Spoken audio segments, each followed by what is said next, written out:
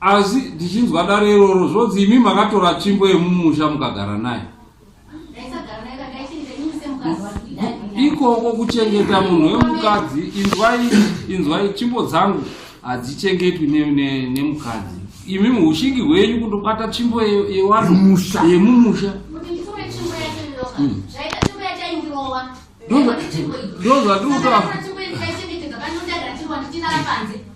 Mungadai makaenda kumhuri musina kuchengeta imimi kuti torai tsvimbo iyi. Nekuti saka muri kurohwa kwese uko mwana wenyu achifa ndimi makakanganisa tsvimbo yewanhu ndati kuti kutsva inini ndati kufa kwemwana wenyu imimi ndimi makakanganisa tsvimbo yewanhu yemumusha muchigara naye imimi.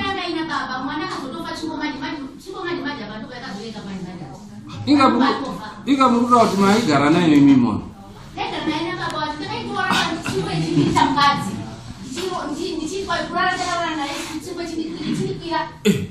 zvichirodi chimbe neHurume ichimbe yakarombwa kaiyo musaziya seiyo chikusvira nei imi ndi makauraya mwana wenyu makatora tsvimbo yemumusha mukaigara nayo imi isikagari nababa.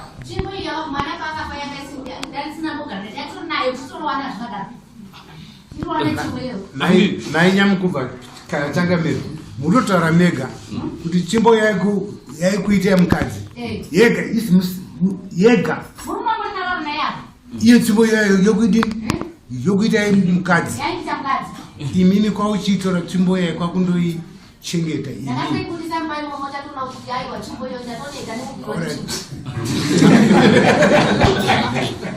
maitwa zvimakataurira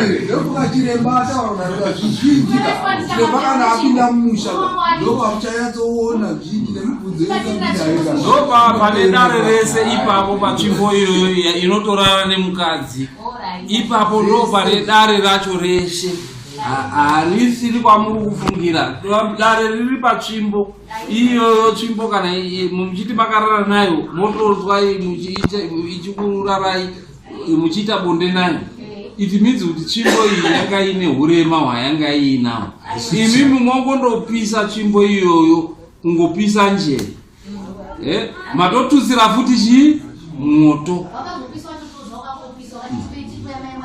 Mapostori haatyi vati anokuparirai ndosaka manzwa chiremba asimbisisa kuti dare remusha uyu unoda kutirwa pamba pababa. Chiremba akataura kuti zvakawanda zvinozotaurika tapa nani maskati akacheka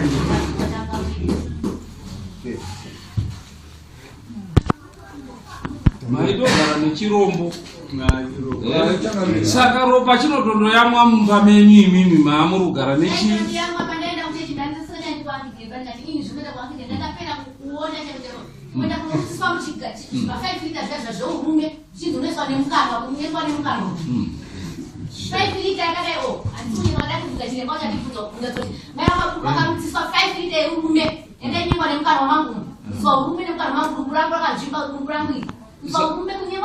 saka imondofunga kuti pane ane urombwa imi muchinyatsoziva kuti mune chinhu chine urombwa.